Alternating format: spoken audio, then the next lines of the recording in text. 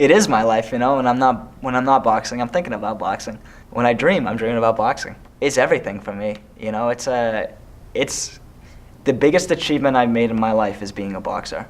Of all the things that I want to be in life, the only thing I have to be is a boxer.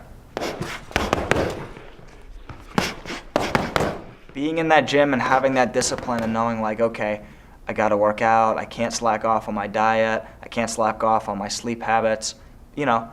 It's a whole way of life with this sport. I don't know what I'd do without boxing. I see kids, it's funny, I walk around campus and stuff and I see kids that don't go to the gym or whatever. I know they have their own thing, but I'm thinking man, if I had that much free time, I'd be boxing, it's all you think about. Hailing from a rough neighborhood in South Boston, Shaun Smith was introduced to boxing at an incredibly young age. My dad was a fighter back in the day. Hard to know looking at him now. But, and I had a lot of energy when I was a kid, bouncing off the walls like a lot of kids do. And he decided one day to take me down to the gym. Boxing gyms are cool, you get in there and you see the ropes, and I still get chills, when I see a boxing ring, you see the ropes and the turnbuckles, and then you see the speed bags and the heavy bags, and you see the older guys working out and the jump ropes, and you're like, wow, this is really cool, and then once you get in there, you can't stop. By the time Shaun Smith was 15 years old, he had 7 years of boxing under his belt. He was undefeated through 4 contests.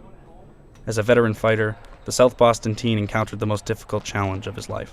When I was 15, I was very sick. I got diagnosed with Crohn's disease, and it really took a toll on me physically. I had to take about a year and a half off from boxing. I wasn't even a question whether or not I could box. It was, I was pretty much bedbound. Yeah, I missed it every day, In a matter of weeks, Crohn's had reduced a teenager in prime fighting shape to a level of weakness that kept Shaun from just standing on his own 2 feet. In that time period, I was on so many medications and stuff, I couldn't even keep my own balance, and I used to have nurses come and have to pick me up. With the help of those who loved him, Shaun defeated Crohn's disease after a long and enduring battle. It's a very humbling thing, and I'm very thankful for the people I have in my life that got me through that. If you had told that 15-year-old kid, that I'd be where I am today, I don't think I would have believed you. After a long recovery, Shaun's trainer Tom Toomey led him through his journey to once again chase his dream of becoming a champion. He knows what I'm feeling when I'm not saying what I'm feeling, or maybe what I'm not showing what I'm feeling. It's very comforting going into that ring knowing that he's looking out for me. After winning multiple fights, now with an undefeated record of 14-0, Shaun Smith finally saw his opportunity to fight in a championship bout. We asked Shaun how much research he conducted into his opponent's fighting style before his title fight. Oh, hours, if not days. Every fight is like that, though, I like to know my opponent. I like to know what my opponent's going to throw before he does. Then, it was title day. Shaun gave us an inside look into what he did before his bout, when no one was looking. You put the headphones in, that's the first thing, because you don't want to hear anything.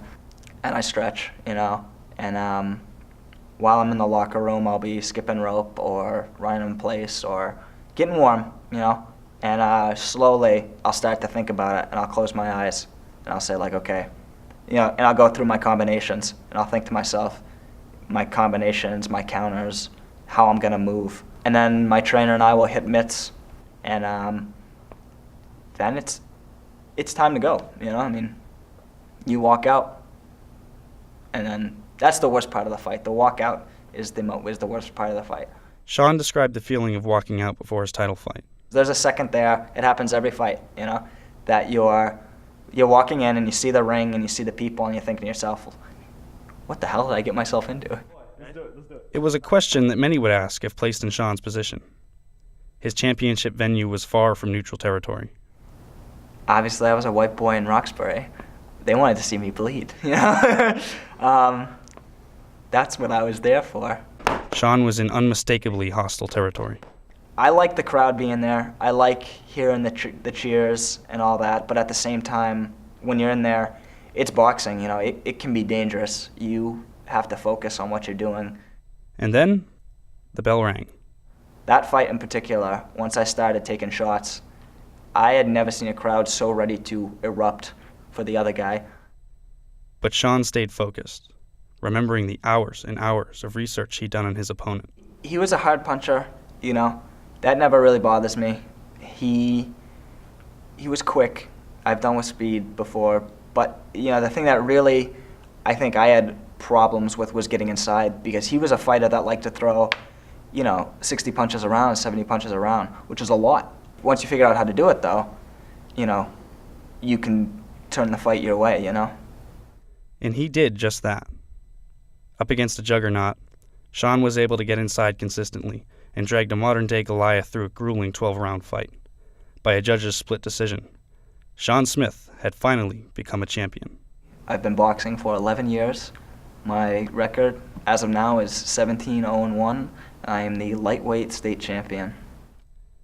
After all he sacrificed in the name of boxing, we asked Shaun if he had any regrets as a fighter. Everything it's given me, I don't think I have any regrets about boxing. No. I know that I'm here today because of what I've passed through and what I've worked for, and I'm happy with what I've worked for. I'm proud of what I've worked for and what I've achieved. What's in store for the future of this champion? Keep knocking them down. That's what I'm going to do for now. You plan to keep fighting for how long? Forever. Forever. As long as I can.